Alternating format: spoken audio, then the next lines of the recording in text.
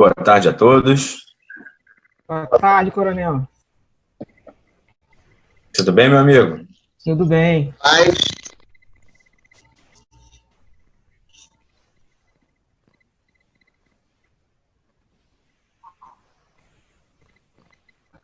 Paz. Quando o pessoal está entrando aqui, eu estou autorizando. Tá bom, Carlos? E a gente concede mais quanto tempo? De 5 minutos. Ótimo. Professora Maria José Coelho, saudações. Carlos Roberto, não ouve?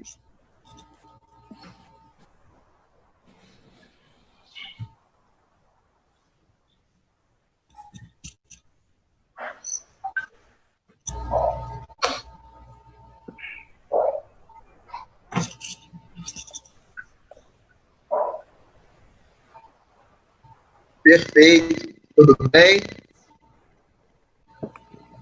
Tudo bem.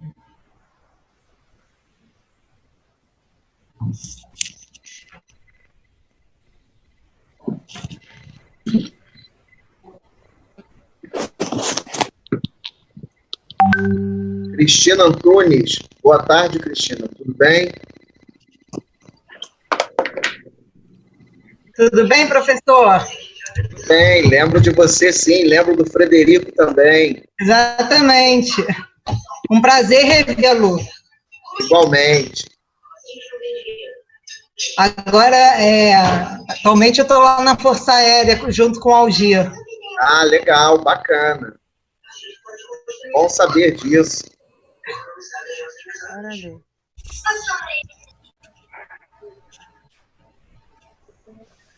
Ana, tudo bem?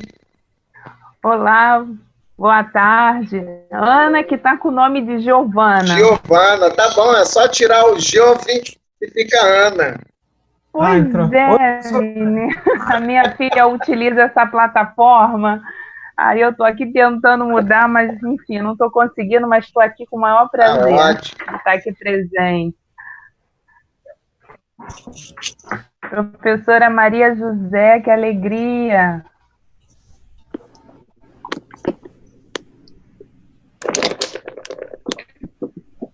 Tá melhor do que eu, né? Porque eu tô com o nome de Nicole. Ah. Que bom! Assim que é bom, de parceiros. Com certeza. O melhor dessa vida é encontrar parceiros. Verdade. Verdade, professor.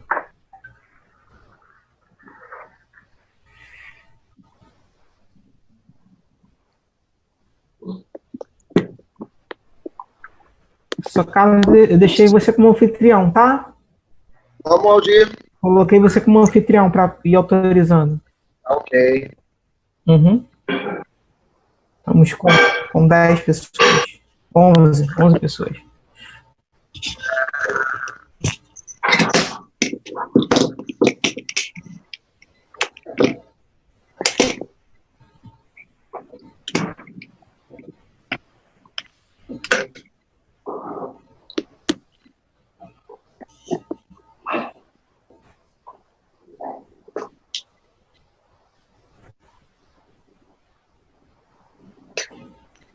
Aldir, aquela missão de ontem deu tudo certo, né? Deu, graças a Deus. Saiu 8 horas e a aeronave decolou 9h40. Ninguém me ligou, ninguém mandou mensagem, eu imaginei que tinha dado tudo certo. Deu tudo certo. Brasília, Rio Brasília. Tranquilo, graças a Deus. Que bom, que bom.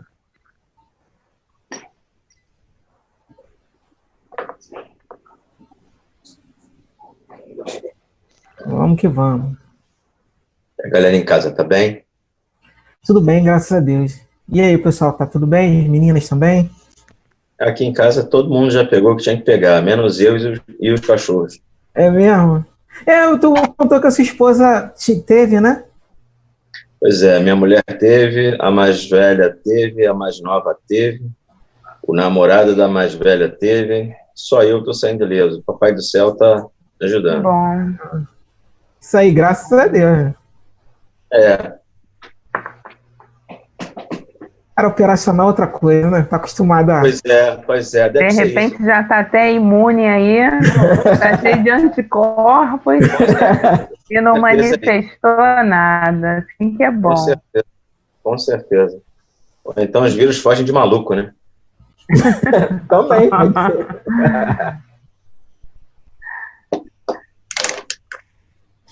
Carlos, quando você estiver ok, pode mandar. Tá, cara.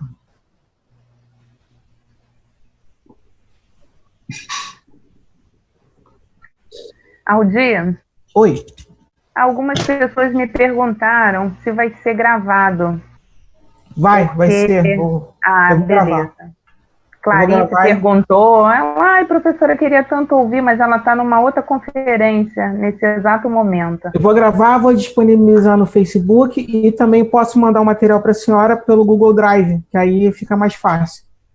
Pelo tempo, pelo mandar pelo e-mail, não vai conseguir enviar. Aí eu disponibilizo o link para a senhora já baixa do Google Drive. Perfeito, tá ótimo.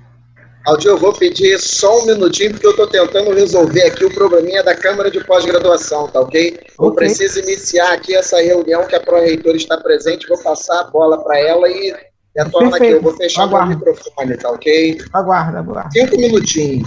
Ok.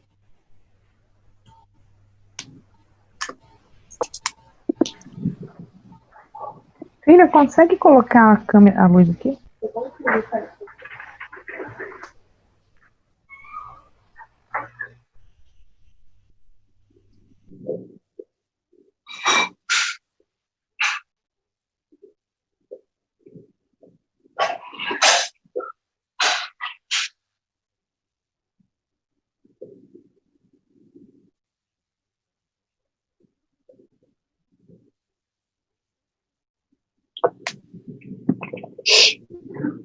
Não.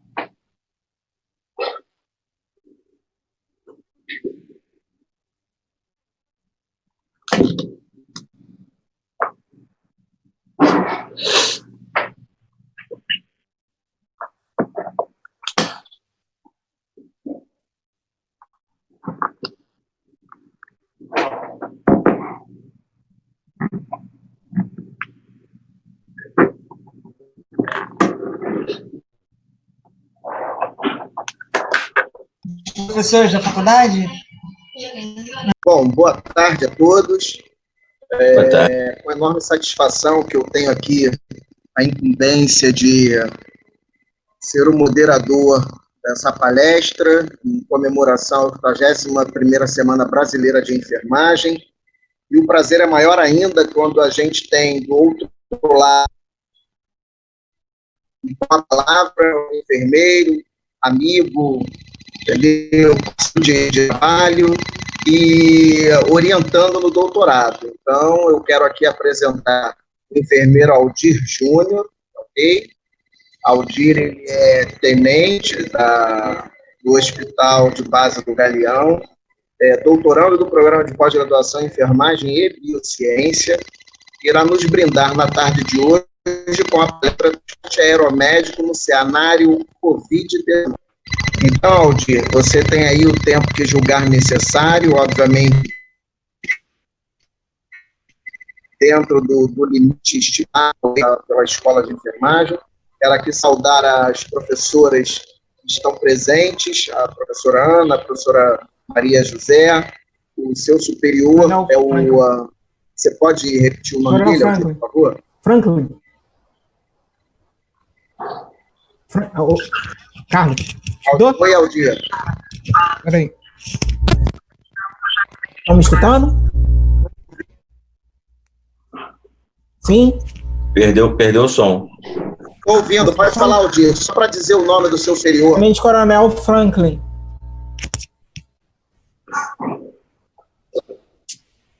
Todo mundo escutou?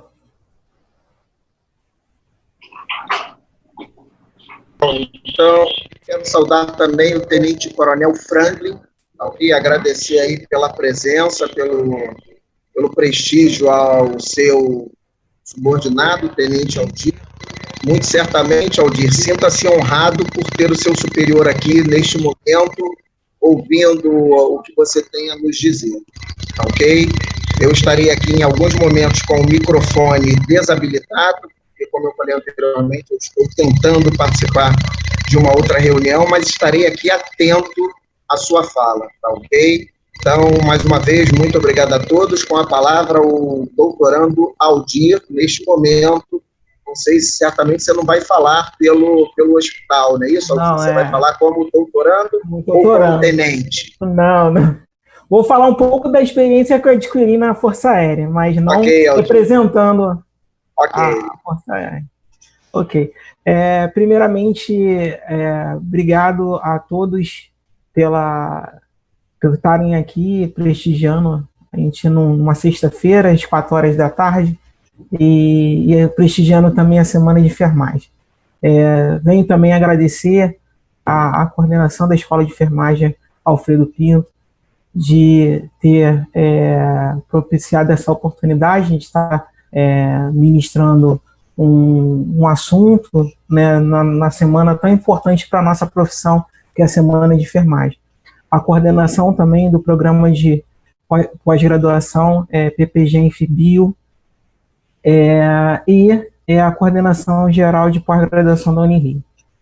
Então, a gente preparou a apresentação com muito carinho, que é uma área que eu adquiri expertise dentro da Força Aérea. Eu sou militar, né, mas não estou falando como militar, mas vou falar um pouco da experiência que eu adquiri no transporte aeromédico. E nesse cenário que nós estamos de pandemia, né, isso ainda ocorre, né? Então temos que ter algumas particularidades nesse transporte, nessa evacuação aeromédica, para a gente estar aliando esse transporte de segurança desse paciente. Então, deixa eu só compartilhar aqui a tela aqui. Na Universidade Federal, essa foi uma crítica sempre feita por especialistas de familiaridade com o sistema único de saúde. Mas ele fez, isso me chamou a atenção, um discurso num tom diferente do que fez em outros momentos. Em todos os outros momentos. E hora por hora, o ministro Nelson Taixe... Deixa eu só compartilhar aqui a tela.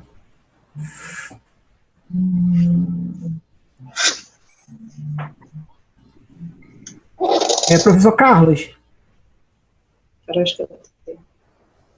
me torna como anfitrião de novo para eu poder compartilhar aqui a minha tela. Pois não, Aldir. Tem que se tornar apresentador, não é isso? Isso, por favor.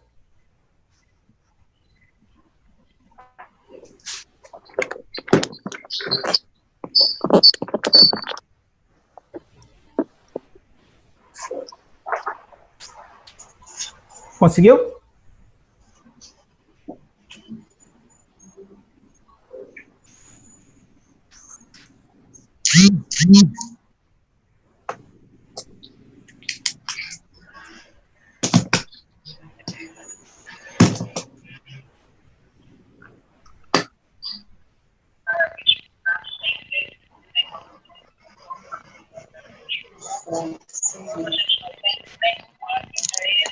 Está dando aqui que eu não estou conseguindo compartilhar a tela.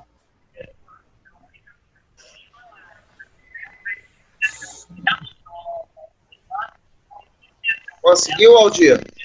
Está dando aqui, não está dando para compartilhar a tela. Iniciar compartilhamento, está falando, o anfitrião desativou o compartilhamento de tela do participante. Você pode repetir, Aldir? Está como desabilitado aqui a compartilhamento de tela pelo anfitrião. Você me tornou anfitrião de novo? Sim. Não, tem um iPhone aqui como anfitrião, peraí. Eu estou no laptop.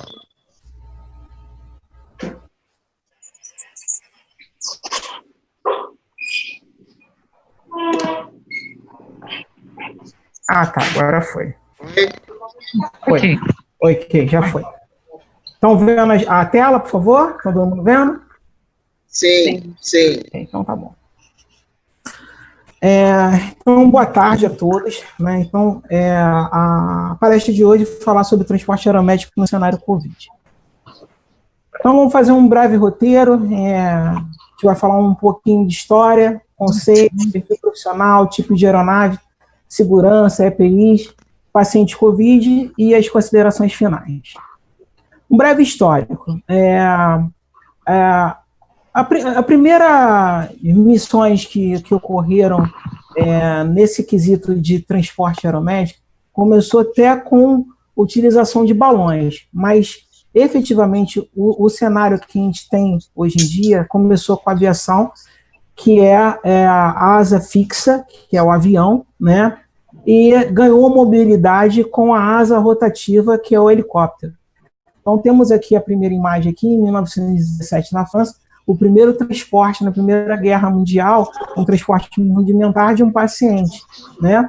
Na Segunda Guerra Mundial, já temos a remoção de feridos, já em aeronaves. Você pode observar que tem 3 leitos do lado direito e esquerdo, e a inserção de fly nurses, né? Enfermeiros de voo, né? E a última foto aqui embaixo do Igor Sikorsky, que ele foi feito o primeiro modelo de helicóptero, né? Que foi depois aprimorado, e quem comprou a patente foi a Bell, que hoje é líder em produção de aeronaves de asa rotativa na atualidade. Então, o emprego o conceito, né, o emprego de uma aeronave pode ser asa fixa, como eu falei, o avião, ou asa rotativa, para a remoção de vítimas graves em área de difícil acesso e em um menor tempo possível. Isso daí é a utilização da tecnologia que temos hoje em dia, né, onde você pode ter áreas que é difícil você chegar, então você, ou através do avião, ou através do helicóptero, você consegue, em menor tempo possível, acessar esse local e fazer uma evacuação com segurança em o menor tempo possível, que às vezes por terra ou por hidrovias se demora muito tempo, e dependendo do tipo de patologia que você esteja transportando, você não ter esse tempo acessível, né, para essa remoção com segurança. Então, o perfil profissional do profissional que trabalha com transporte aeromédico, ele tem que ter uma experiência em terapia intensiva e emergência. Por quê? Você tem que ter um critério muito afinado de averiguação, né, de uma assistência rápida e precisa. Você tem que fazer uma anamnese muito rápida e precisa, e como nesses 2 tipos de ambiente de terapia intensiva e de emergência, que você lida com situações de pacientes graves, você adquire essa expertise, né, de você lidar com esse tipo de que está bem precário para a questão da vida, tem que intervir, né, e fazer essa anamnese. Você tem que estar no ambitivo, né, porque o transporte por avião, mas você chegando no local, você pode não ter recurso para fazer esse transporte de forma eficiente. Então, você tem que estar preparado para aquilo. Até mesmo a questão da aeronave, né? Porque você lida com frio, né? Um ambiente que tem gás, tem ressecamento de vias aéreas, né? Então, é um ambiente que a luminosidade irrita, né? Causa estresse, né?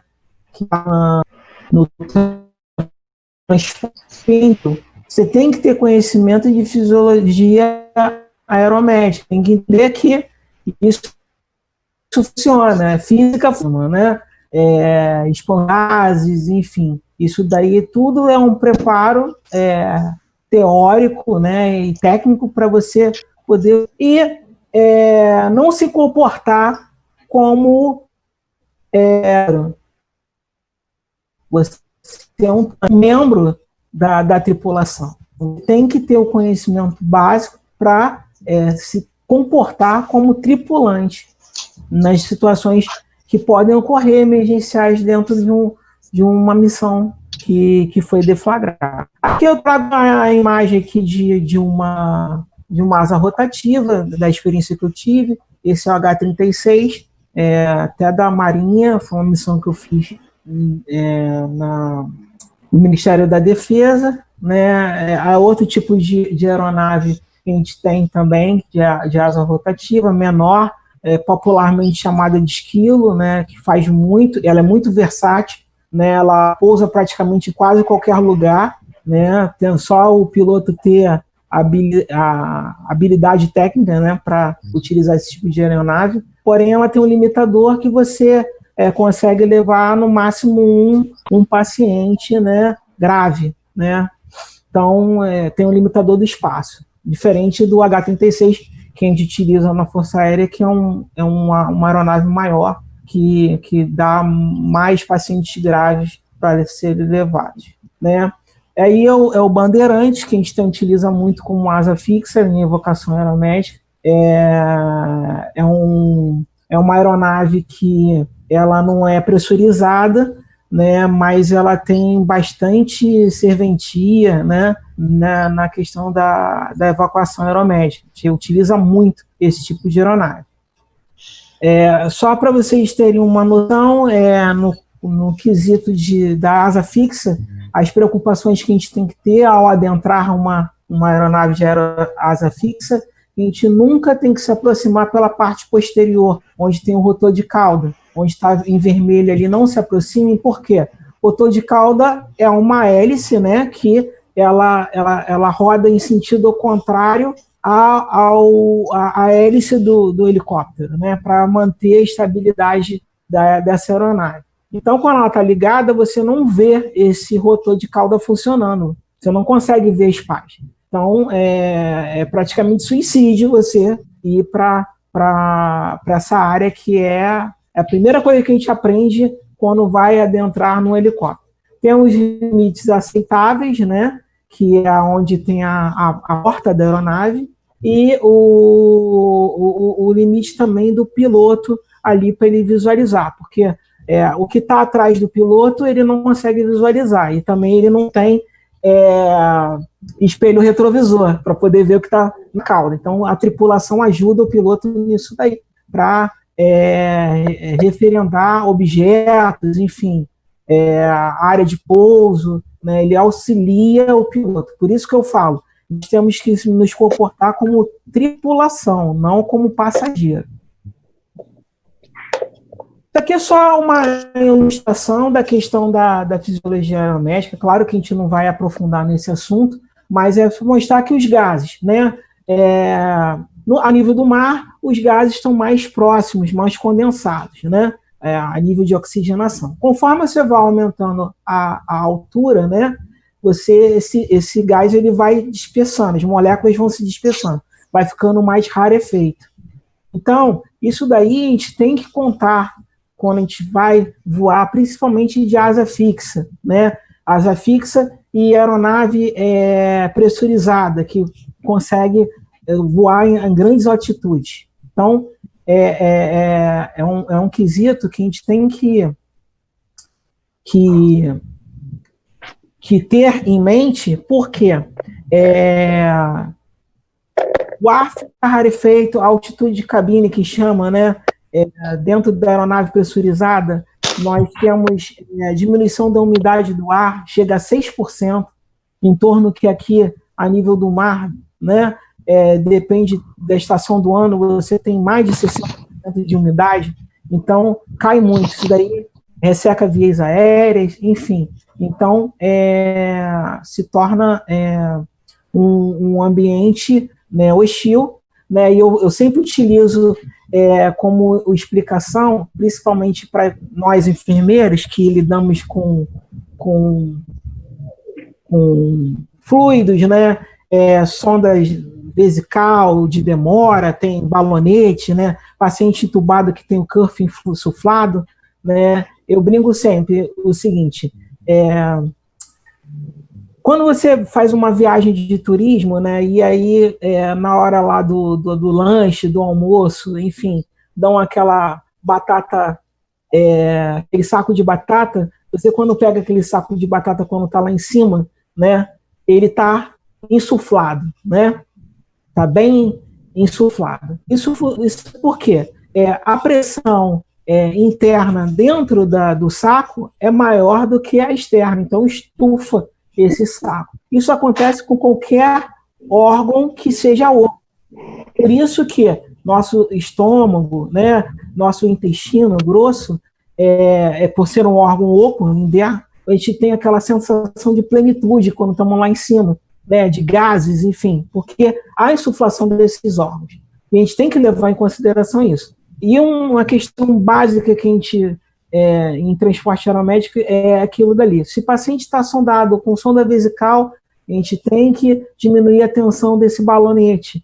Inclusive, também, paciente entubado. O cuff também a gente tem que diminuir a tensão desse balonete, porque lá em cima ele vai expandir, né?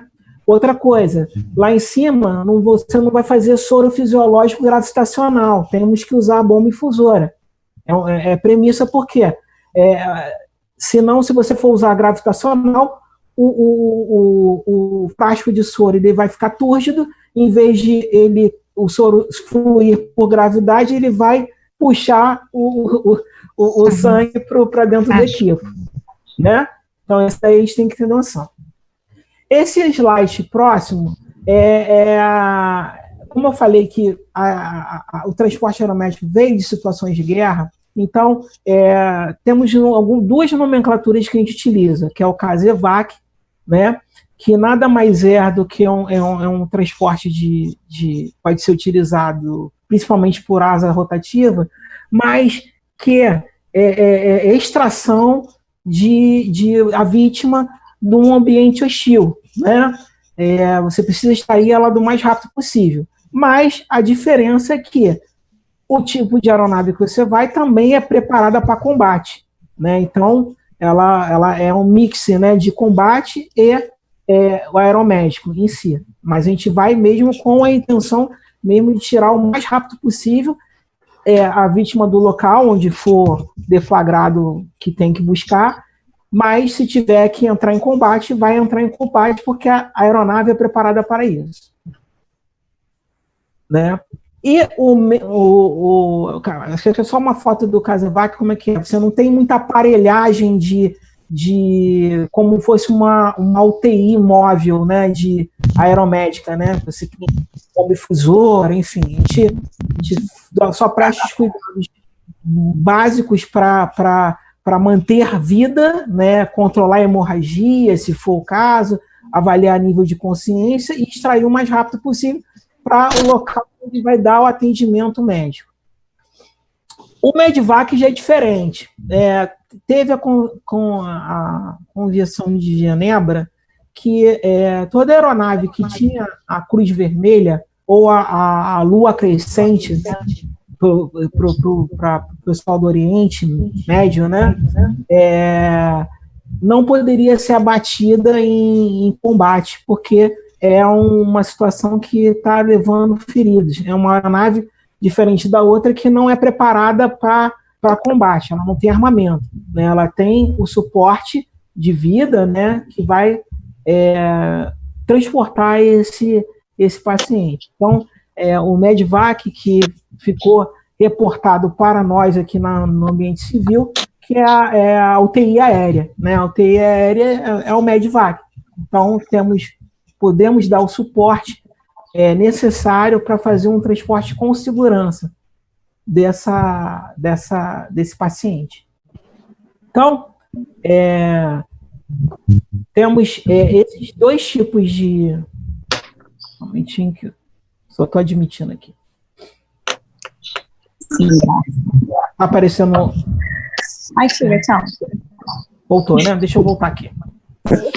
Eu não levanto, aí ela vem alto. Deixa eu conseguir. Gente, ela é linda e confortável. Ela é confortável. Eu perdi, ela não. Eu fiquei catando uma. Toda vez eu vou querer ver como é que Não, eu fiquei catando uma. Voltando aqui.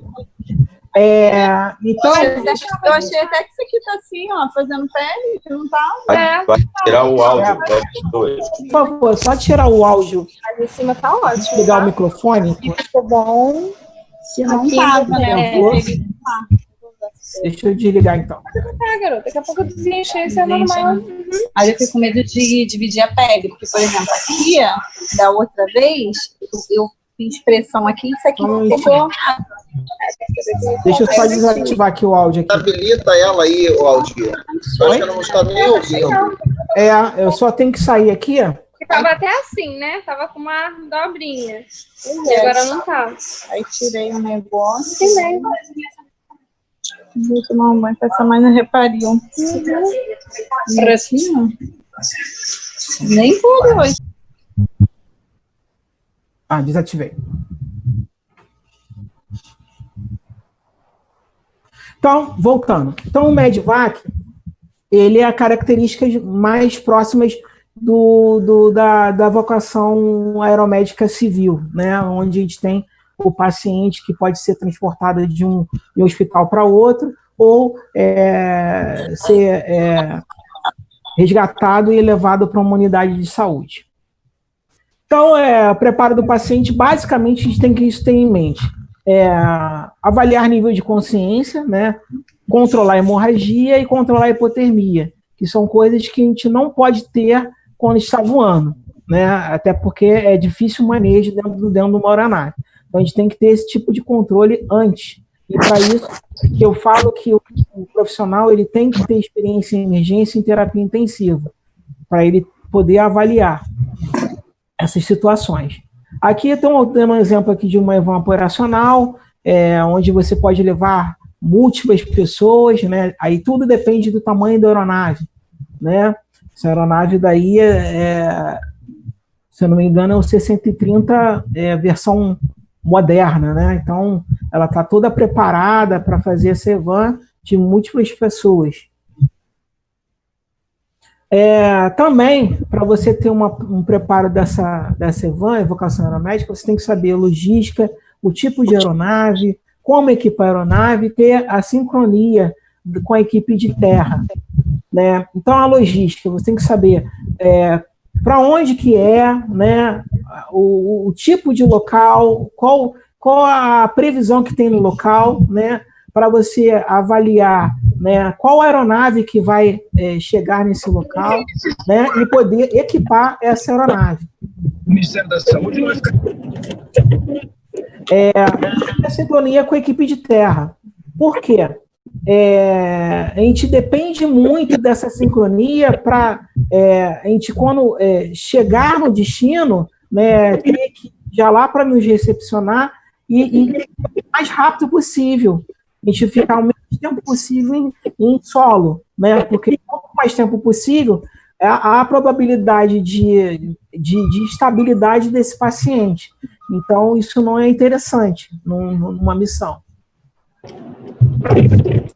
Aqui temos uma aeronave aqui, um Boeing 767, que essa equipe está até fazendo treinamento, né? Então, você pode levar em diversos tipos de aeronave, porém, você tem que adaptá-la, né, para o tipo de cliente que você vai levar. Temos aqui outra aeronave aqui, um jato, né, que é uma UTI aérea.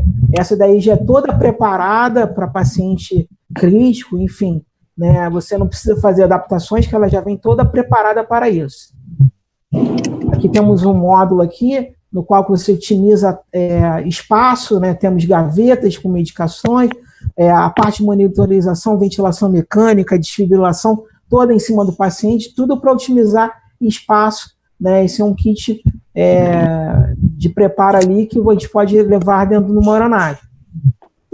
Esse tipo de aeronave aqui já é uma aeronave que você consegue até fazer cirurgia em voo, né? Ela tem todo um preparo para fazer cirurgia em voo. Então, assim, tudo depende do tipo de missão que está sendo abordada.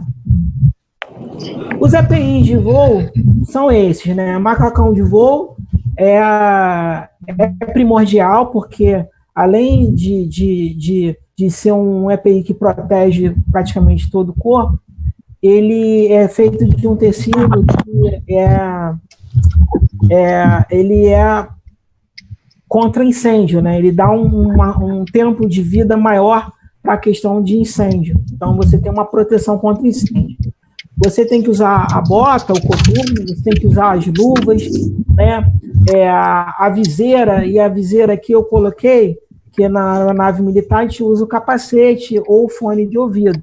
Na civil a gente vai usar o fone headphone, né, para tamponar, e o protetor auricular por causa dos ruídos. Tem muito ruído. E o óculos, que eu até brinco, que é questão até do... por que piloto gosta de usar óculos escuros? Não é, por marketing, né? Mas é porque a luminosidade é muito intensa lá em cima. Então, isso acaba gerando estresse. Então, e protegendo também as vistas. Então, você utilizar o óculos escuro ajuda muito numa missão aérea. O EPI para COVID é o uso do Tyvek, né, que protege 90% do corpo, junto com a bota, luva, máscara N95, óculos de proteção e a face shield. A gente tem que usar esse pacote completo, porque o tipo de cliente COVID necessita desse EPI. E aí a gente chega na questão, como a gente transportar esse paciente COVID? Né? É um paciente que ele tem uma patologia que ainda não está definida, né? É uma patologia que de início pensava-se que era só questão pulmonar, né? E foi se descobrindo que não é a questão pulmonar, é só a parte ventilatória da patologia. Né? Ela até tem cunho mais hematológico do que pulmonar, né? Tanto que o vírus ele tem afinidade também pela questão das hemácias, e ele acaba liberando ferro na corrente sanguínea, no qual faz com que na tomografia faça aquela imagem de vidro fosco, porque a aura pulmonar ela é muito vascularizada, e aí com o ferro circulante dá essa imagem de vidro fosco na tomografia. Mas o ferro também participa da questão da agregação do oxigênio na hemoglobina, né, desse transporte do oxigênio. E quando você libera o ferro, essa hemoglobina não transporta oxigênio. Então, há um déficit muito grande de saturação, né, de nível de oxigênio, e faz com que tenha essa resposta ventilatória, né, que leva à fadiga muscular, à falência respiratória. Por isso que o paciente grave ele tem que estar entubado para preservar a parte ventilatória, né, a fadiga ventilatória. E se tratando disso, o paciente que não está grave, ele está estável, né? Ele lembra muito a questão da hipóxia que acontece muito com o alpinista, né? O alpinista, por ele estar lá num local que o ar é rarefeito, ele acha que está bem, né? O organismo tenta compensar aquela falta de oxigênio, mas ele está elevando o nível de hipóxia. E quando ele eleva o nível de hipóxia, ele acontece com o alpinista. Ele acha que está bem e ele tenta voltar. Quando ele tenta voltar, ele cai por diminuição do nível de oxigênio, né? Enfim, cai inconsciente e acaba ficando na montanha. Isso acontece muito com o paciente que adentra em emergência, ele está ofegante, mas está bem, né? E de uma hora para outra, conforme vai evoluindo, ele evolui, né? Aliás, involui, né? Para a questão de ser entubado, enfim, né? Então, isso daí tem que estar em mente, né? Porque a gente pode ter todos os dois tipos de transporte, o cara menos grave ou o paciente mais grave. O ideal seria, para o paciente grave, essa maca bolha, onde você tem uma proteção maior, e esse paciente ele fica dentro dessa bolha, dá uma proteção maior para a equipe. Lembrando que trabalhamos no Brasil, né? Então nem sempre nós vamos disponibilizar desse tipo de equipamento, né? Então muitas das vezes vai ocorrer de o paciente sem ter essa maca bolha, né? Então ele vai ser transportado, né? E aí a equipe tem que estar protegida, né? A tripulação tem que estar protegida. E nós precisamos, após ocorrer a missão, ter a desinfecção da aeronave, né? Para ela ser reutilizada novamente. Então, pela Anvisa, ela tem soluções de hipoclorito, de ácido peracético, enfim, aí depende da empresa que vai fazer a desinfecção da aeronave, qual tipo de material que vai ser utilizado, o produto químico, para o regulamentado pela Anvisa. Então, lembrando, tipos de situações que a gente pode empregar esse transporte do paciente COVID. Eu levantei 4 quadros aqui. O primeiro quadro aqui à direita, no canto superior, temos aqui uma estação de petróleo, né? Plataforma de petróleo. Em 100% dos casos, o profissional de saúde que está alocado nessa tipo de plataforma é o enfermeiro. É o agente de saúde, ele é o sanitarista, ele tem toda a função de saúde dentro desse tipo de plataforma. Então, ele vai avaliar quem está com sinais e sintomas, né? E se ele avaliar que sinais característicos de COVID, ele tem que acionar a equipe de terra para fazer essa evacuação aeromédica, né? E a equipe já tem que vir preparada para resgatar esse tripulante para não contaminar o resto da tripulação, porque se você for ver, a quantidade de tripulantes que tem é uma mini cidade, né? Também temos aqui no canto inferior esquerdo um cruzeiro. O cruzeiro também, né? A equipe de saúde é composta por médico e enfermeiro. O enfermeiro também tem esse cunho sanitarista da tripulação. E como aconteceu no início da pandemia, os portos foram fechados e tinha dentro da tripulação e dos passageiros pessoas com sinais e sintomas de Covid. E como escoar, né? Então, dependendo do local ou que esse navio esteja, que às vezes não tem nem porto para aportar por um tamanho de navio que é bem considerável, tem que acionar a guarda costeira. E a guarda costeira vai chegar de helicóptero, né, para escoar essa vítima. Também temos áreas remotas. Eu coloquei ali até um noticiário que teve 2 semanas atrás, da questão indígena, enfim, que estaria chegando nas reservas indígenas mais inexploradas, enfim, né, e seria um extermínio para a população indígena chegar ao Covid, porque eles não têm esse preparo nem a resposta imunológica para isso, né? Então, como se fosse deflagrada uma missão, teria que ou asa fixa ou asa rotativa, dependendo da área que for, para escoar, né, essa vítima aí que para não contaminar o resto da população local. E a última imagem aqui do canto inferior direito que ocorre na maior parte do país, né? Nós temos o serviço de saúde, que é básico, né? Que às vezes só tem um leito e uma rede de oxigênio, mas você não consegue ofertar um suporte avançado para essa vítima, você precisa escoar, que às vezes é um postinho de saúde que temos no interior, enfim, né?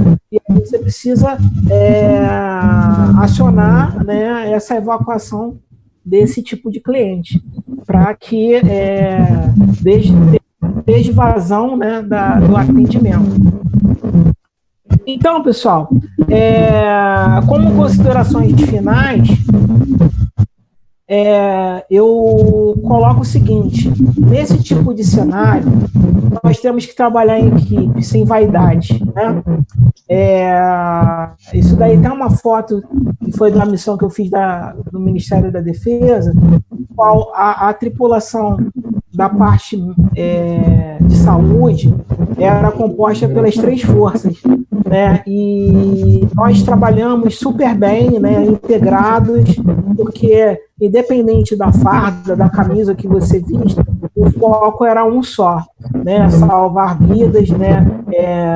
Fazer o seu melhor para dar chance a quem não tem chance. Então, esse é o lema que eu levo na vida e passo também para os colegas, porque no cenário atual vão faltar insumos, né? Vai faltar recursos humanos e o profissional especializado. Então, a gente tem que contribuir, né? Às vezes nos desdobrarmos para a gente ofertar o melhor tipo de assistência para os nossos enfermos. Só mesmo trabalhando juntos, a gente vai conseguir passar da melhor forma possível dessa pandemia que está ocorrendo a nível mundial. Bem, Elza.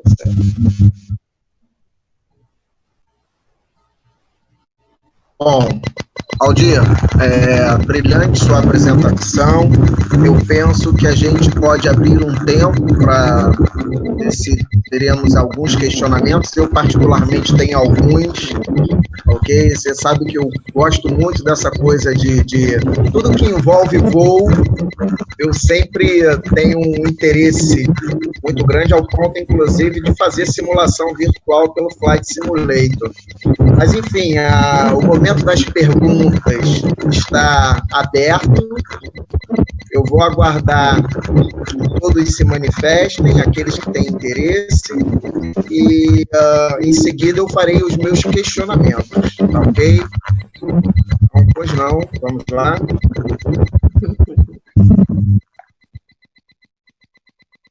Parabéns pela apresentação, Aldir. Parabéns pela apresentação, muito boa, muito boa. Obrigado. Parabéns, Aldir. Obrigado, professora. Sucesso aí. Foi realmente excelente, Aldir. Muito bom te ouvir falar. É sempre uma alegria, né? E uma oportunidade de reflexão.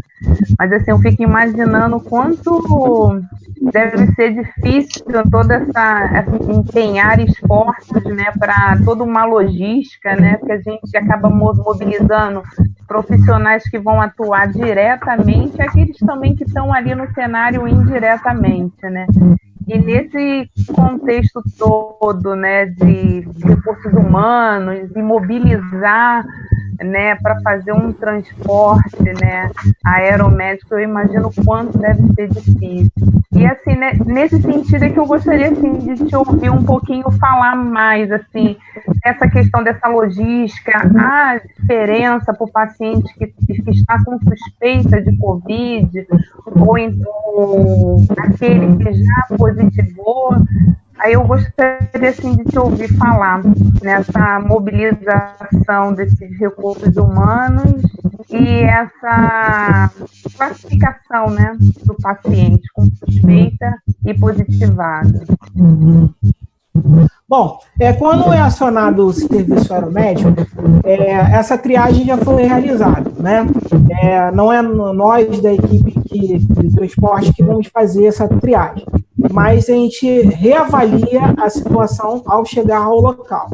Então, quando já posto para a gente, olha, paciente que é suspeita, então a gente já tem que preparar a equipe, os EPIs, né?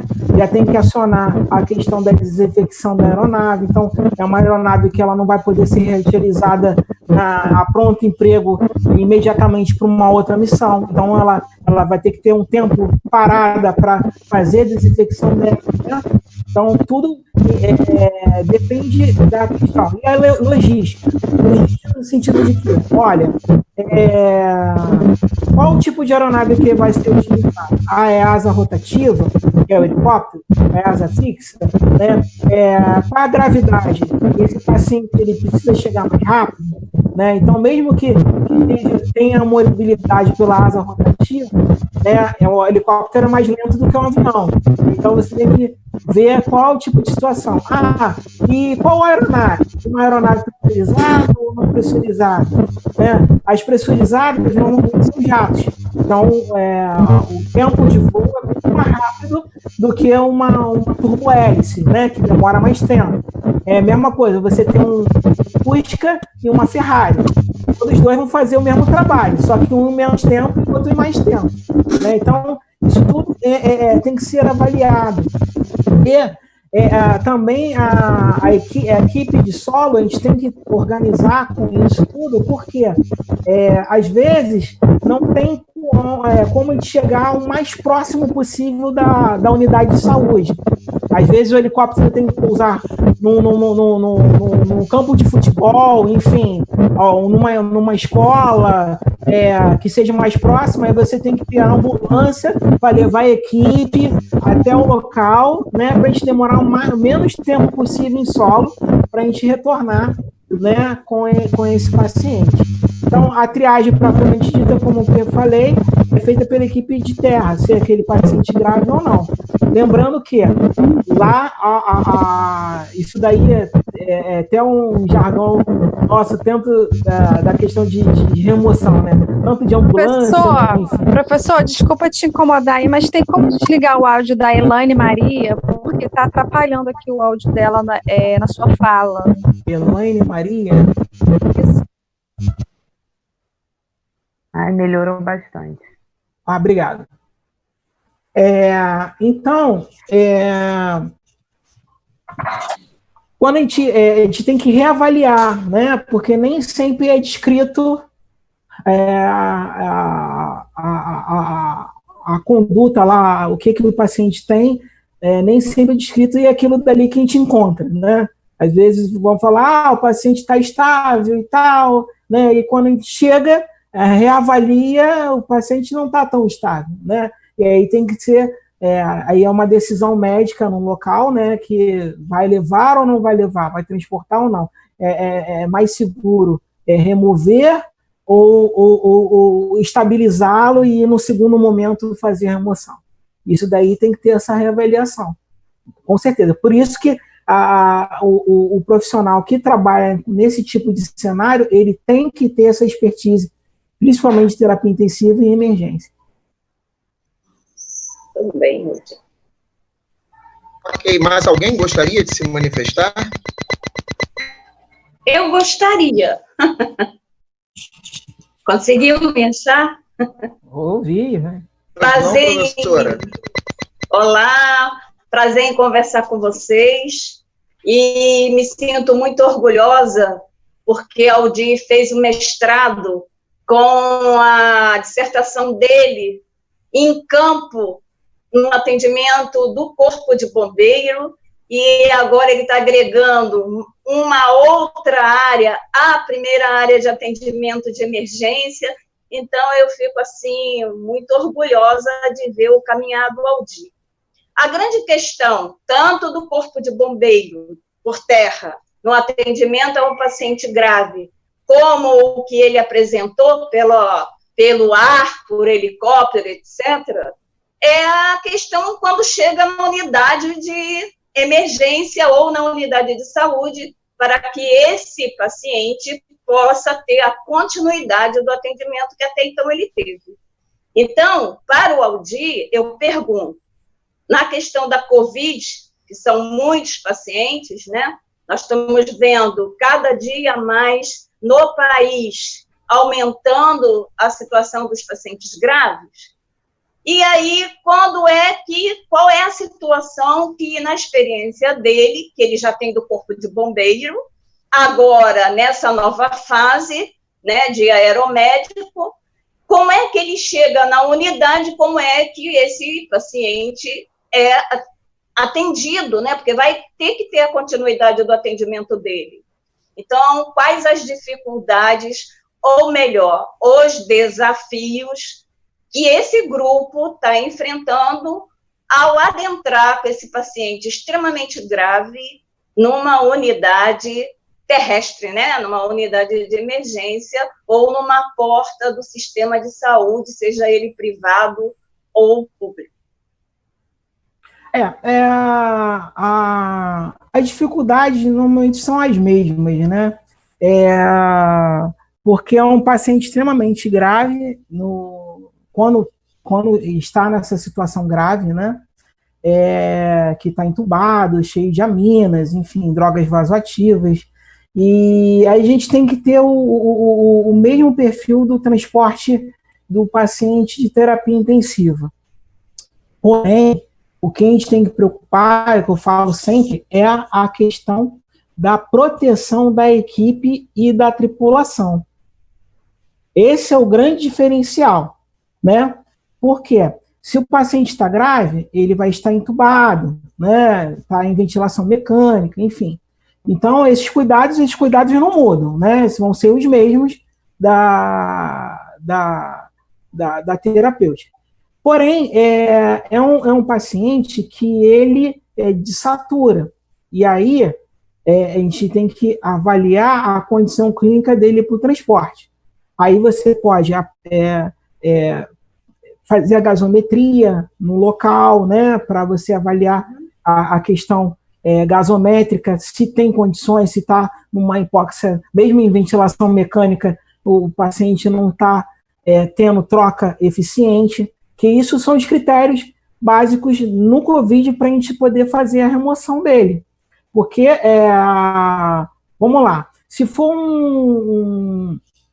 um paciente que seja uma remoção que do Rio de Janeiro e a família seja de Recife, né?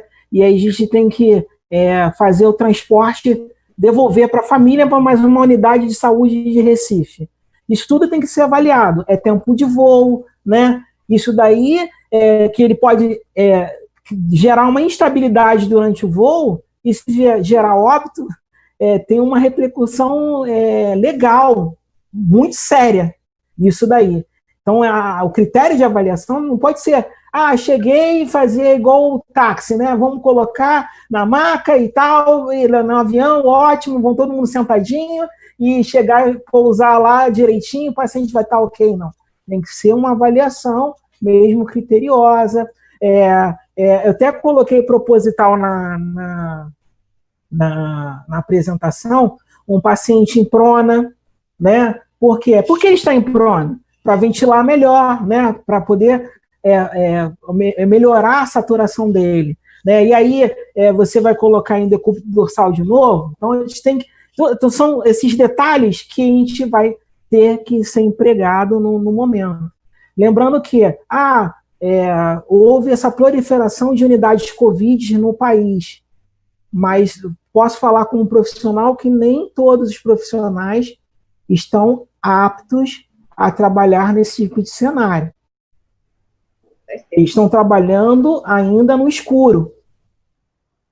Tem colegas aí que estão assistindo, vocês podem até falar mais sobre isso, mas ainda tem unidades que ainda está trabalhando no escuro, né? Então, até mesmo posicionamento, né?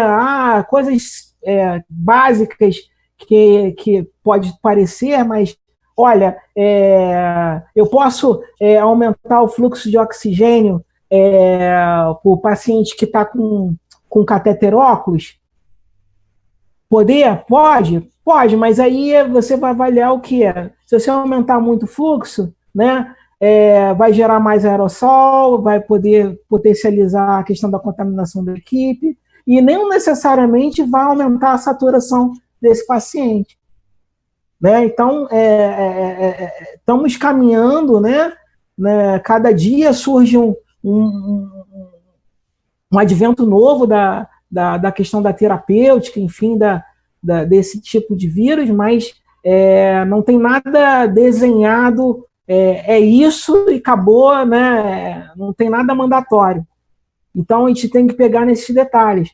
Uma coisa que eu tive um professor meu, que ele falava muito, né? Até colega de todos nós, professor Renato, ele falava muito nisso. Oxímetro de pulso, ele é só um critério de avaliação.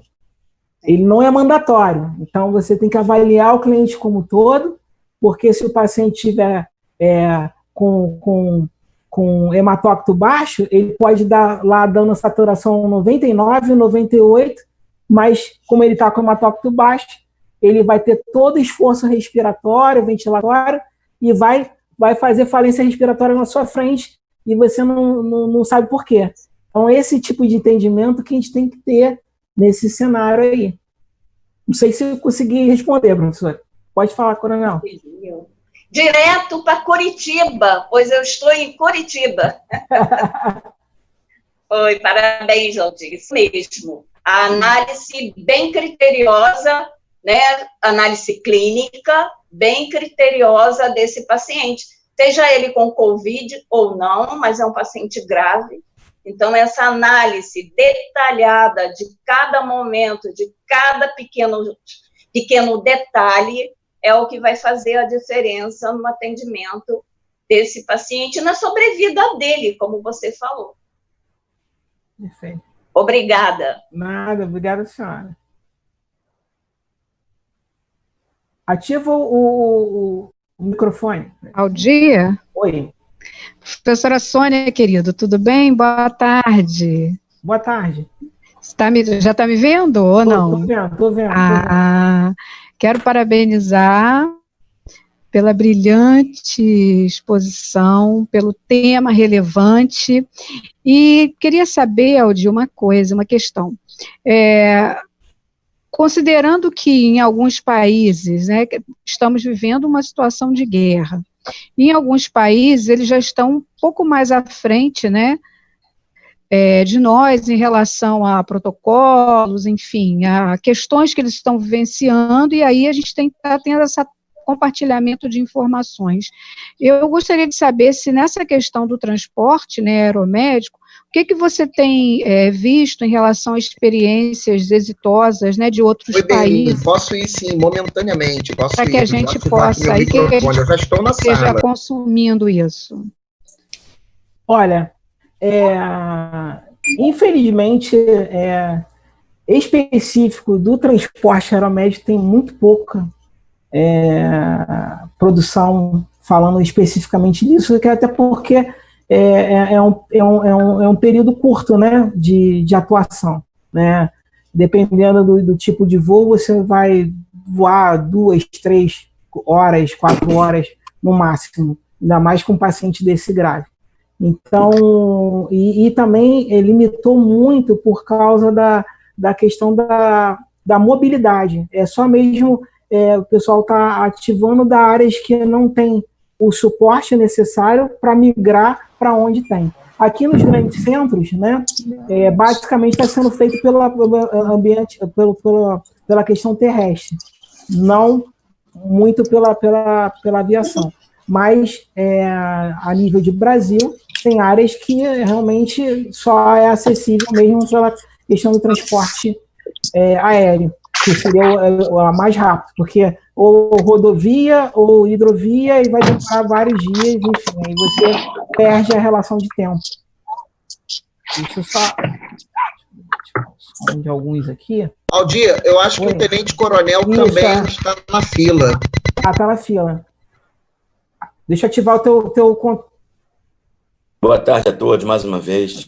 Um prazer estar dividindo esse espaço com professores e um colega e um amigo de longa data, como o Aldir, que divide aí o dia a dia da batalha, né? Eu queria só complementar essa ilustre apresentação com a observação da professora Maria José. Na verdade, essa diversidade da chegada da unidade terrestre, a unidade aérea, quando chega, ela normalmente e naturalmente, ela se depara com um paciente completamente diferente do que foi passado. Então, são pacientes que, se eles estão pedindo transporte, e se esse transporte está acontecendo, é porque a capacidade de resposta do local já acabou, está em vias de acabar. Então, já cansamos de fazer missão que foi passado um quadro absolutamente estável, e chegando lá, eu precisei, inclusive, drenar tórax, entubar doente.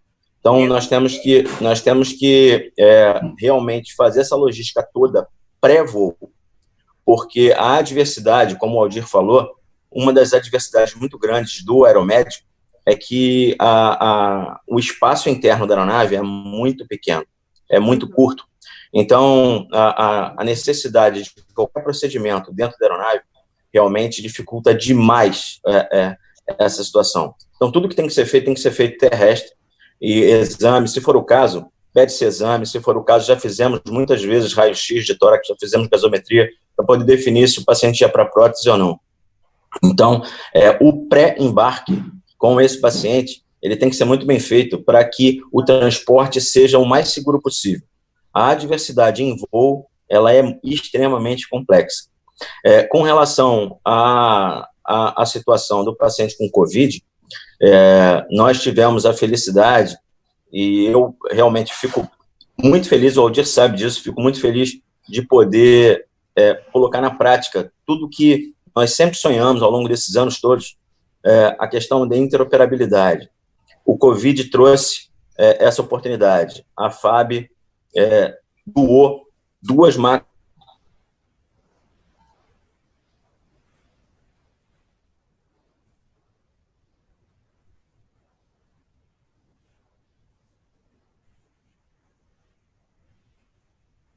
Tá sem som, tá sem som. Tá sem som. O microfone dele. Entrou de volta? Entrou. Quando foi que saiu o som? Eu estava falando... A interoperabilidade, ela foi muito interessante, porque conseguiu fazer com que a FAB ajudasse os bombeiros ajudassem a Polícia Civil, todos fazendo uma mesma missão. Então, isso daí facilitou muito. Agora, interessante é que foi observado, por causa disso, que a maca bolha, ela é um fator extremamente positivo para a proteção da equipe, porém, foi constatado que você, em determinado momento de voo, você deixa de ver o paciente, porque o paciente transpira demais, ele aumenta a frequência respiratória e a maca fica extremamente embaçada. Porque, como o Aldir falou, uma das adversidades da aeronave é que em solo ela é muito quente. E conforme ela vai subindo, ela começa a ficar muito fria.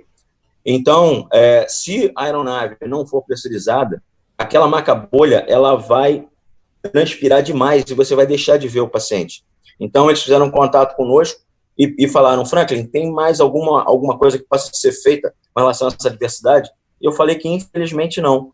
E isso daí foi constatado em missão real, porque eu costumo brincar falando que a teoria, tudo dá certo e tudo termina bem, e na prática nem sempre é assim, né? Então, essa questão da interoperabilidade, essa questão da maca bolha, essa questão do preparo do paciente pré-embarque, elas são extremamente importantes, mas nem sempre nós vamos conseguir fazer a excelência.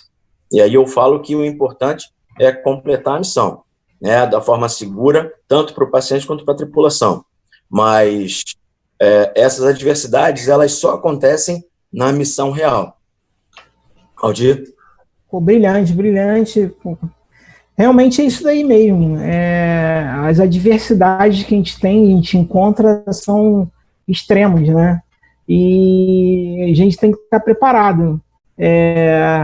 Até coisas simples, né? Até aconteceu conosco numa missão que a gente fez, Coronel Franklin, que eu testei em solo a bomba infusora, tudo ok, tudo certo, chegamos lá, pegar o paciente, a bomba infusora não funcionava de jeito nenhum. Lembra disso, Coronel? Não tem como esquecer, né? Não funcionava de jeito nenhum, dava erro, não, enfim. Valença, isso aí. E aí a gente pegou emprestado uma bomba infusora do hospital onde a gente estava. Eu pedi para a colega me explicar o mais rápido possível quais as operações básicas dela. Colocamos a droga lá infundindo, né? Acho que era do Buta, não sei, não lembro agora. E, enfim, né, levamos o paciente, né? E eu me lembro muito bem que o Coronel Frank chegou para mim e falou assim, poxa, tava querendo trocar o Melhora. Aí ele olhou para mim e eu falei, pô, chefe, aí, mexer em time que tá ganhando, deixa isso daí, não deu até agora, vamos chegar em São Paulo primeiro, depois a gente mexe nisso daí. Enfim, mas só para ilustrar as inúmeras dificuldades que a gente tem. Então, até mesmo tipo a preparação da missão, o material que você vai levar, né? Se você não levar o que é necessário, ou você leva carga demais, né, e coisas desnecessárias, ou leva material de menos e vai precisar no momento, que é o pior, né? Chega no momento que dá emergência, cadê o laringo e tal? Ih, esqueci, não tem como voltar, né? Então, realmente, aquele trabalho que a gente faz checklist o tempo todo, ser metódico mesmo. Chequei uma vez, aí o colega vai e checa de novo, né? E até dar a missão na checa de novo e tal, não pode faltar nada, né? Porque isso daí, a diversidade acontece em qualquer cenário, até mesmo chegar lá vai pegar o paciente é descrito de uma forma e é outra completamente diferente. Aldir, nós temos aqui 2 questionamentos da Isabela Rosso. Eu vou ler aqui os 2 questionamentos, tá ok? O primeiro deles é o seguinte, vamos lá. Boa tarde, professor Aldir, obrigada pela palestra. Eu gostaria de saber um pouco mais sobre a atuação do enfermeiro dentro do transporte aeromédico. Quantos costumam participar da missão e quais têm sido as maiores dificuldades enfrentadas nesse tipo de remoção no contexto Covid-19? Eu não sei se eu li muito rápido. Então, são 2 perguntas aqui, tá ok? Quantos estariam participando? Quantos atuariam, no caso? Quantos enfermeiros, acredito eu? Ou se ela está se referindo a toda a tripulação, tá ok? E quais têm sido as maiores dificuldades enfrentadas no transporte, na remoção, no contexto Covid-19? Depois tem a terceira questão, tá ok? Dela. A questão do enfermeiro, né? No transporte aéreo. Falando de Rio de Janeiro. Rio de Janeiro, o transporte aeromédico, ele praticamente está extinto, né? Principalmente nas empresas particulares. Nós tínhamos uma empresa particular, não vou mencionar o nome, que é vinculada a um plano de saúde forte, que acabou as operações aéreas, né? Então, as operações aéreas estão sendo feitas, pelo menos aqui no Rio de Janeiro, através de via particular, né? É um paciente que esteja em uma localidade, ele liga para uma empresa de transporte aéreo e paga-se o serviço, né, como fosse um táxi, né, e é acionada a equipe é montada e vai fazer essa remoção, né, essa evacuação. Não temos essa efetividade. Nós temos, a nível federal, representado pelo Corpo de Bombeiros e pela Polícia Militar, a questão dos traumas, mas ultimamente, tanto trauma por perfuração por arma de fogo, que é muito mais o CAN, que é da Polícia Militar, e o GOA, mais a questão dos acidentes, no caso, afogado, acidente automobilístico, enfim, que nesse cenário de Covid diminuiu muito essas incidências, né? E a Força Aérea, principalmente aqui no Rio de Janeiro, a gente dificilmente faz dentro do Estado. A gente faz mais para devolver um paciente que ficou internado conosco, né, e levá-lo para o estado de origem, né? Então, a gente trabalha dessa forma. A questão especificamente do enfermeiro. É muito difícil, né, de ter enfermeiro, né, trabalhando com com esse tipo de público específico, esse tipo de situação específica, né? Eu fico triste porque, falando de Força Aérea, eu como enfermeiro só tem eu trabalhando nisso, na parte logística, junto com o Coronel Franklin, né, que faz. A gente tem muito o técnico de enfermagem, que às vezes é o nosso sargento, que faz esse tipo de operação, dentro de Força Aérea, né, que nada mais é do que o cenário pré-hospitalar, né. Lembrando lá a professora Maria José do resultado da pesquisa de mestrado, a enfermagem a nível médio, ela que trabalha no serviço pré-hospitalar propriamente dito, é a grande massa, né? Tanto que o Corpo de Bombeiros, a ambulância básica, funciona praticamente com técnico de enfermagem, né? Só que essa questão de voo, né? E aí eu até depois deixo o Coronel Frank dar a opinião dele, mas eu acredito o seguinte, que nós temos 2 profissionais de nível superior especializados nisso, funciona muito melhor, né? Tem um médico e um enfermeiro especializado nisso, porque a gente trabalha em parceria, né? Porque esse tipo de missão a gente não pode ter vaidade e questionamentos se a pessoa sabe fazer ou não sabe fazer aquilo, porque a equipe é muito pequena, então um tem que confiar no outro, e tem que ter um bom nível de conhecimento na área, que requer fisiologia e tal, que é o profissional de nível superior, basicamente, que tem, né, que constrói isso daí. Não estou falando que o profissional de nível médio não possa ter, mas o profissional de nível superior, ele já estudou essas disciplinas básicas, fisiologia, farmacologia e tal, que ele tem que estar bem afiado nisso daí, porque na hora das panes é isso que a gente vai até confrontar ideias e tal, opiniões, porque é aquilo dali. Se há um insucesso da missão, todos tiveram insucesso. Se há vitória na missão, todos venceram. Então não tem essa questão da vaidade. Então, aconteceu por causa de mim ou por causa do médico, não, é isso, é equipe, né? Quando a equipe vence, venceu a equipe. Quando a equipe perde, todos perderam. Essa questão do enfermeiro. Voltando à questão do cenário Covid, né? A nível de Rio de Janeiro, esse tipo de transporte, porém está num grande centro, e esse cenário que a gente tem de aviação, que está sendo, principalmente as empresas privadas não estão ocorrendo de sua normalidade, é mais uma questão particular, já é um cenário que não ocorre muito, esse tipo de transporte. O que tem ocorrido mais é a questão do transporte terrestre, até porque para acionar uma aeronave, isso gera custo, né? E isso daí, na logística, pesa no orçamento. Então, também temos que pensar nisso.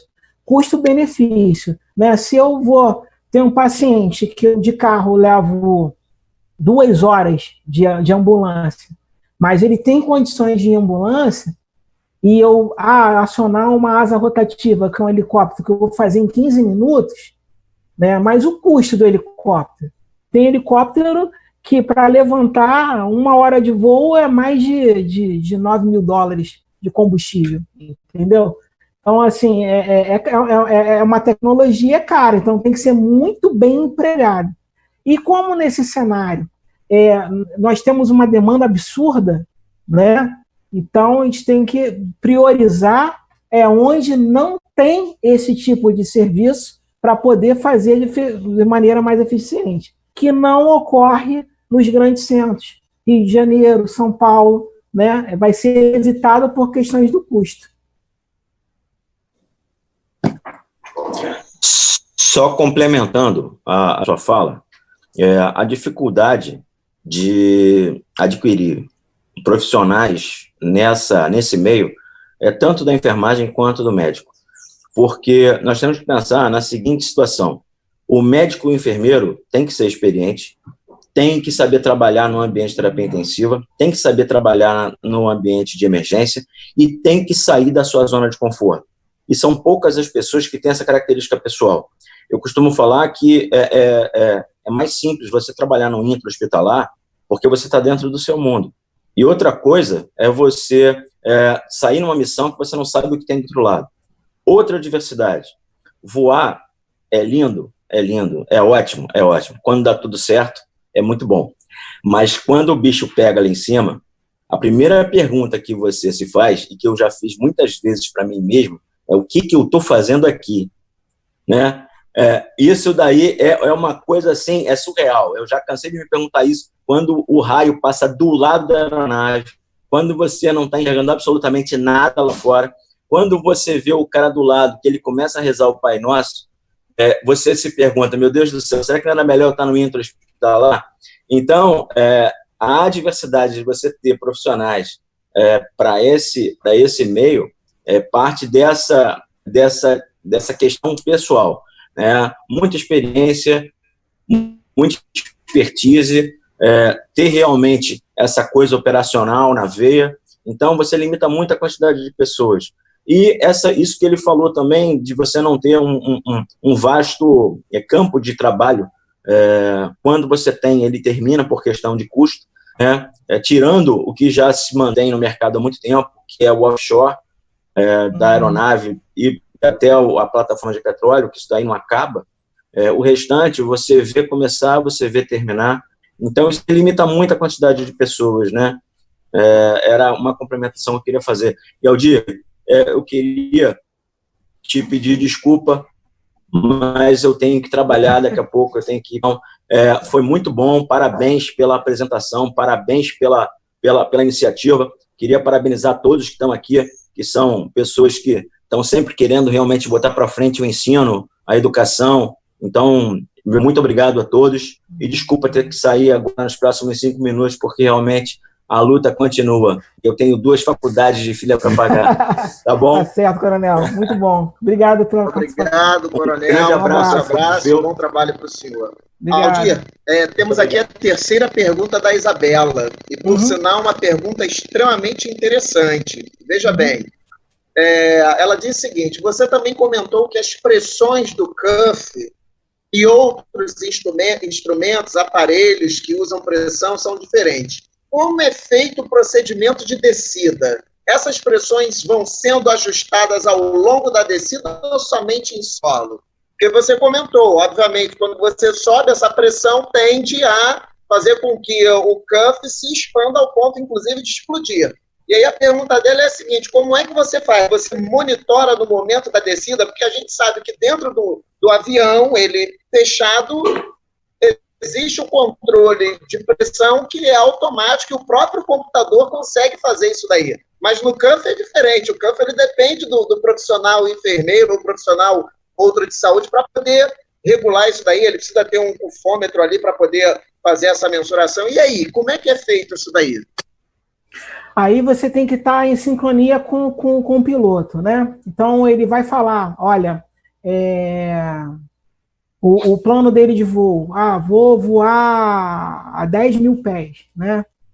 Obrigado, coronel, fica com Deus. Um abraço a todos.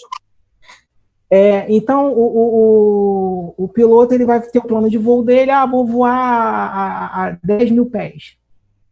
Ok. Vamos lá, esse paciente está... Vamos lá, eu não estou colocando nem ventilação mecânica, mas ele está com uma FO2 de 35 aqui, 40, enfim. Tem uma tabela, não sei de cor, né, que a 10 mil pés essa FO2 vai alterar, né? Então, quando ele vai fazer o procedimento de descida, normalmente, isso não vale muito para helicóptero, porque ele trabalha na troposfera, então não altera tanto isso. Mas asa fixa, como voa mais alto, né, enfim, há essa alteração. Então, normalmente o procedimento de descida demora em cerca de 30 minutos, quando ele começa a realizar os procedimentos de descida, que ele vai acionando a torre para é como fossem as vias aéreas. Está voando a 10 mil pés, né, ele vai cair para 8 mil, né, e vai cair numa outra faixa de aerovia, até ir descendo até para fazer o procedimento de pouso.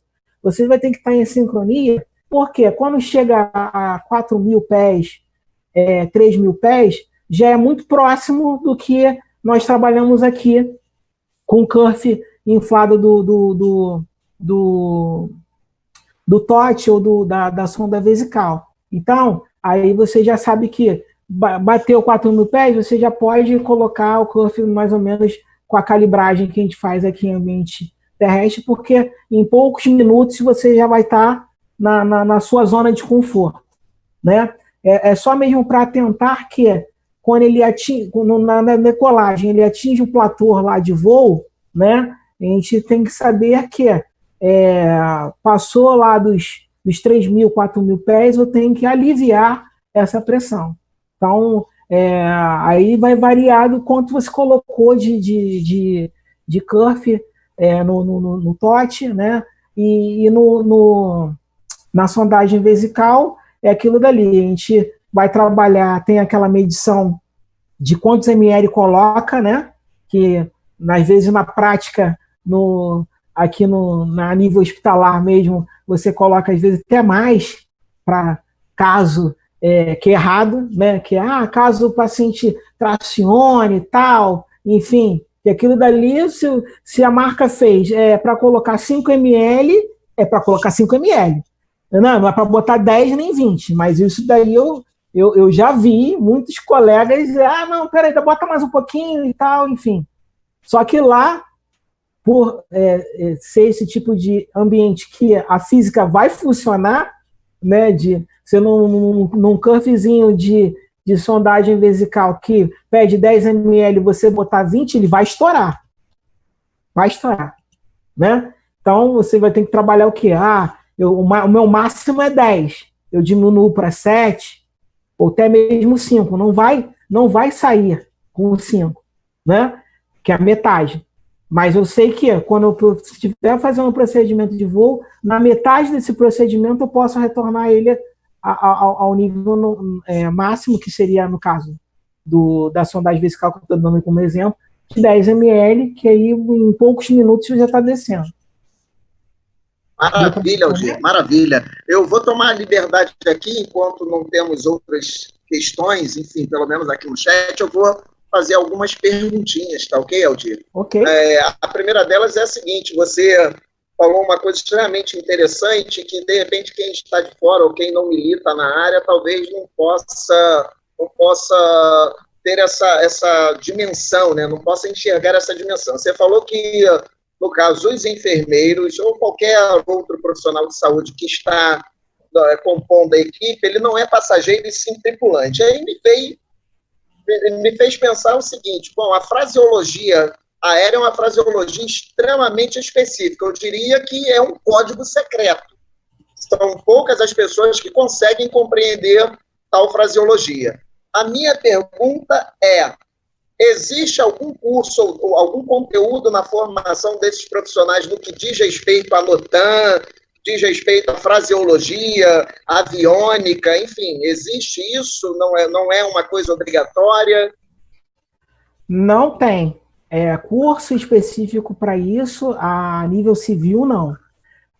Na Força Aérea, no IMAE, tem um curso de evacuação aeromédica, que é o CEVAM, no qual a gente aprende fisiologia aeromédica, aprende a terminologia, a questão do ambiente de cabine, essas variações que tem que ter, o preparo de uma missão, né? Porque é das Forças Armadas, que é específica da aviação. Então, esse curso é excelente, né? Mas não é aberto, é aberto para militares, até restrito dentro da Força, poucas pessoas têm acesso, né? Ainda existe esse resquício do enfermeiro, aí voltando à questão da Isabela, que eu acredito até que tenha tido na defesa dela de mestrado como resultado. Ainda temos essas barreiras que temos que quebrar da enfermagem, né? a enfermagem nível superior, né? Na questão militar ainda é muito mandatória a enfermagem de nível médio, né? A enfermagem de nível superior ainda está caminhando, está bem melhor do que era antes, mas ainda estamos caminhando, ainda precisamos galgar mais espaço.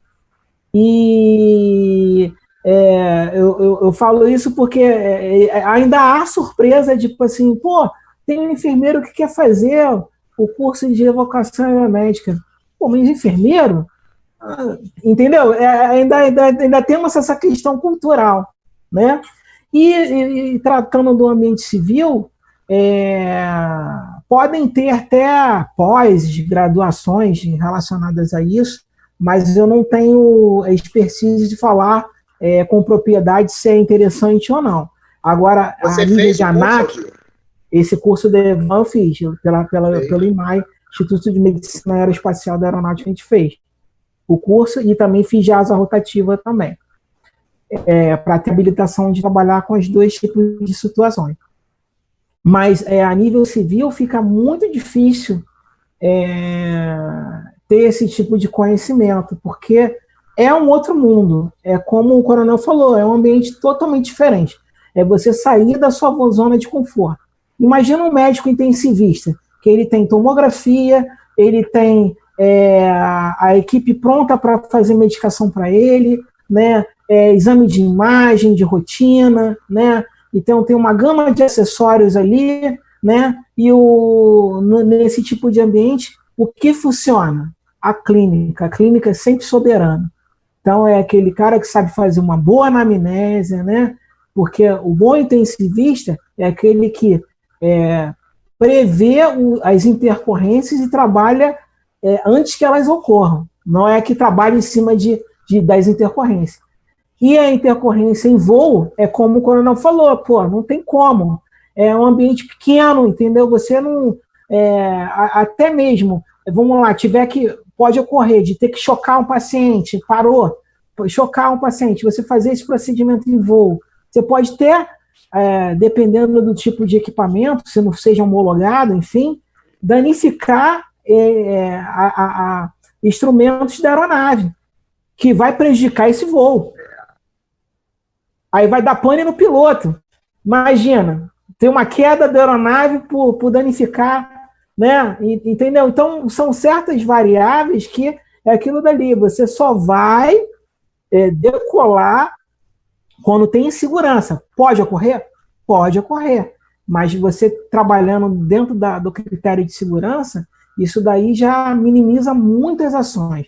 Vou dar um exemplo. Coisas básicas. Eu voei muito no Bandeirante. Bandeirante é um avião que não é pressurizado, não tem banheiro e tal. E aí eu fui fazer um translado de corpo, né? Devolver o corpo para a família que era de outro estado. E aí foi um representante da família, né, acompanhando o corpo. E a senhora que era a representante, né, eu primeiramente conversei com ela, o que a senhora tem? É diabética, hipertensa e tal? Ela, não, eu tomo um remédio para pressão, mas é só quando me dá aquela dorzinha de cabeça. Eu, tá bom e tal. Já peguei o aparelho de PA, verifiquei a PA, vi que ela estava com uma pressão um pouquinho alterada. Você tomou seu remédio hoje? Não, esqueci, porque tive que ver papelada de liberação de corpo, enfim, e tal. Não, tudo bem, você vai tomar o seu remedinho e tal, né? Ok, beleza. Antes de decolar, a senhora já foi no banheiro? Não precisa não, que eu não tenho muita vontade. Olha, senhora, se a senhora quiser urinar lá em cima, não vai ter como. Então, a hora é essa, ou eu vou ter que colocar uma fralda na senhora. Entendeu? Aí vem a questão da experiência, né? Então, já que ela não quer, eu boto uma fralda e vamos sanar pane, né? Porque não tem. Então, assim, tem agasalho? Não tem. Então, peraí que eu vou providenciar uma mantazinha para a senhora ficar mais acolhida. Então, isso é coisa simples, né? A gente vai ver, mas tem coisas complexas, né? Que uma parada em voo, né? A gente teve paciente que tinha tumor do ângulo do ponto, né? Que é um tumor que, quando ele atinge lá o tronco encefálico, ele desliga, a pessoa morre na mesma hora, né? E é um paciente sem possibilidade terapêutica, né? Ele só foi retornar para o local dele de origem, o estado de origem, para ter o conforto da família, né? No caso, na hora que for partir, a família está próxima, enfim, né? E eu estava na logística da missão, né? Startou a missão, quando eu peguei o laudo, eu li, conversei com o neuro, tem condições? Tem. Ainda não está naquele ponto que brecaria para fazer qualquer tipo de remoção, né? Aí a gente aciona a equipe que vai ser escalada para ir.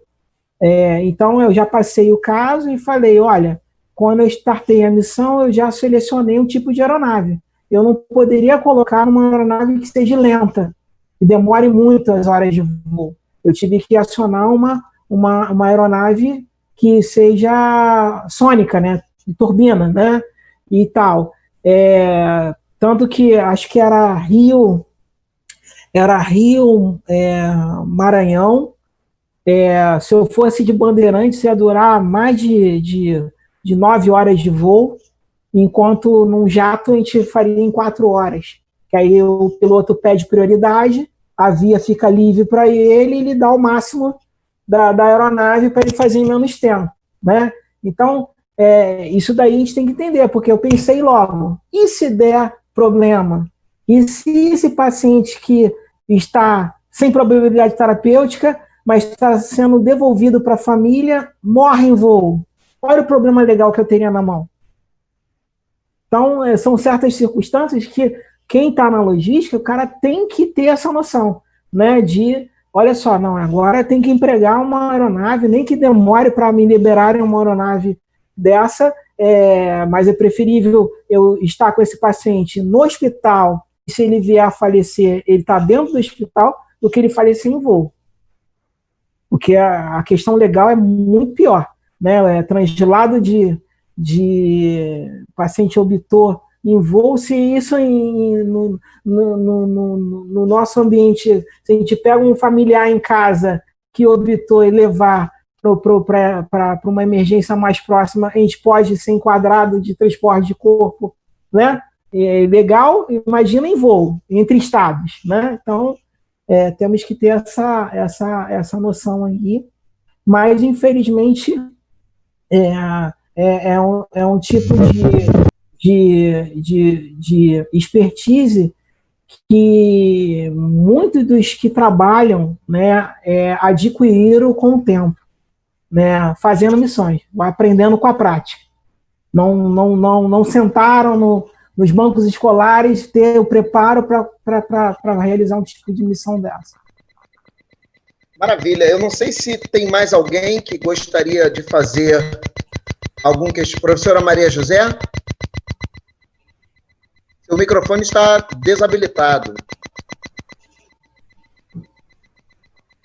Está me escutando? Agora sim. Ok. Então, o Aldir está trazendo, baseado na sua pergunta, né, como que nós podemos capacitar o profissional enfermeiro, em especial, né, que é o nosso assunto de hoje, a trabalhar em certas áreas. Eu lembrei que na história da aviação, existe um momento em que eles requisitavam enfermeiros para viajar nos aviões comerciais. Isso a história conta, porque muitas pessoas passam mal, morrem durante os voos, sejam curtos ou longos. Então, na história da aviação, conta isso, exatamente isso. Eles requisitavam enfermeiros para viajar nos voos. Tanto que hoje, atualmente, quando alguém passa mal, existem 2 perguntas que os comissários fazem. existe nesse voo um médico ou um enfermeiro que possa atender. Então, é uma especificidade de atendimento de emergência que tem que ter um amplo conhecimento e uma inter-relação de conhecimentos de todas as áreas. Área de emergência, área de terapia intensiva, área de aviação, área baseada nas disciplinas básicas de fisiologia, patologia, anatomia, e, inclusive, do ciclo vital, que pode ser um idoso, pode ser um adulto, pode ser um jovem, pode ser uma criança. Então, quando vocês perguntam assim, nem todos os profissionais formados, eles vão escolher certas áreas para trabalhar. Então, como a gente conhece, né, de formação, muitos escolhem baseado na sua própria experiência, naquilo que ele deseja ser.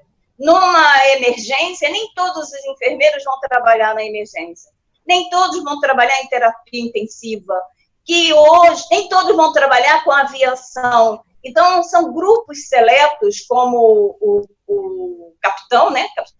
Colocou, são pessoas especiais para áreas especiais. Na questão do Covid-19, a minha preocupação é essa. Vamos contratar médicos, enfermeiros, recém-formados. A gente sabe que é uma área de desafio.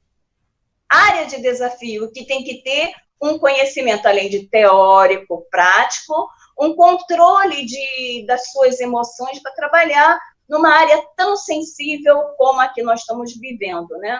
Então, assim, fica aqui, né, a sugestão, 2 sugestões para a gente pensar. Uma é a publicação de experiências nas revistas científicas, porque, no momento, a experiência com a Covid é muito mais forte e impactante do que a gente fazer um projeto de longo prazo. Por quê? Porque está mudando. A cada momento muda. Então, abrir um espaço para ser publicado as experiências e delas a gente fazer a análise e beber dessa fonte. Essa é uma questão. A outra, da atualidade, estou falando da atualidade. A outra, a gente preparar também os nossos alunos, seja de graduação, de pós-graduação, para as áreas de desafios. Porque essas áreas são desafiadoras, todas elas. E nós precisamos, né? Fica aqui, parabéns para o Aldir e outros que são, assim, desafiadores, que aceitam esse desafio, principalmente nesse momento, né? E parabéns para vocês por abrirem um espaço público para que a gente possa discutir, escutar e trazer as experiências que estão sendo vividas nesse momento, né? Ao vivo. Ao vivo. Bom, Aldir, então me parece que não tem mais nenhum questionamento. Eu gostaria aqui de passar a palavra, então, para a nossa diretora da Escola de Enfermagem Alfredo Pinto, professora Sônia, para que ela faça esse encerramento. Professora Sônia, a palavra é da senhora.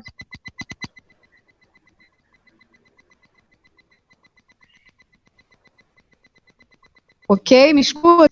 Sim. Sim? Agora escuta o som. Obrigada. Obrigada, professor Carlos. Nada, professora, não há de que. Muito obrigada. Falar da alegria, né? E realmente eu concordo com a professora Maria José, de estar na hora agora, um doutorando, né? De trocar aí essas experiências, divulgar, porque é importantíssimo. Olha quanta expertise, quanta articulação de conhecimento, né, que a gente precisa para dar o tom de uma assistência que é completamente diferente, que tem tantas especificidades, e um espaço fundamental para o enfermeiro. Então, Aldir, você está mais do que convidado para publicar essas experiências, para que a gente possa pensar e levar esses casos com os alunos, Eu já fiquei imaginando o Aldir trocando a experiência, né, professora Maria José, a gente trazendo isso com os alunos, para que fomente neles uma curiosidade, né, e que eles vejam a importância desse conhecimento aplicado. Então, assim, parabéns, eu estou muito feliz, Aldir, estou mais feliz ainda de saber que você vai estar conosco lá no programa, na escola, por mais tempo, que a gente vai poder trocar e todos nós vamos ganhar muito. Então, muito obrigada mesmo. Uma tarde, assim, maravilhosa. Muito obrigada. Obrigada, professor Carlos, também, por tudo. Enfim, muito feliz. Parabéns, Aldir. Bom, então eu que agradeço, Sônia. Só que adiantando, o Aldir estará comigo lá, eu estarei tendo o privilégio de poder orientar o Aldir. A proposta do Aldir é criar um aplicativo justamente para poder facilitar a vida de quem está tripulando uma aeronave fazendo esse transporte aeromédico. Enfim, eu não posso aqui adiantar muitas coisas, não é isso, Aldir? Porque tem a questão aí do sigilo. Enfim, mas o que a gente pode dizer é que é um aplicativo que vai ajudar bastante a tripulação do transporte aeromédico. Então, agradeço então a presença de todos e dou por encerrada a nossa atividade de hoje, tá ok? Um abraço para vocês, que Deus abençoe cada um de vocês. Obrigado, boa noite. Boa noite.